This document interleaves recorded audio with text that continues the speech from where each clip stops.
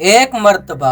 حضرت علی علیہ السلام کہیں سے گزر رہے تھے تو دیکھا کہ ایک آدمی نہانے کے بعد باہر ٹھنڈی ہوا میں گھوم رہا ہے۔ تو بس شیر خدا نے اسے اپنے پاس بلایا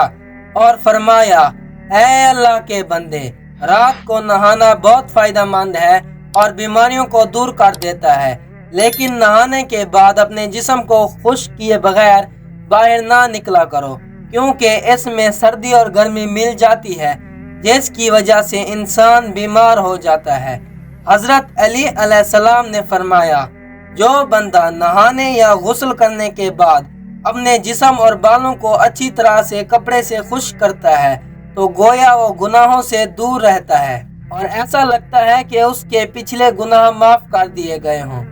اور وہ سکون سے اپنی زندگی بسر کرتا ہے۔ تو اے لوگوں، ہمیں چاہیے کہ نہانے یا غسل کرنے کے بعد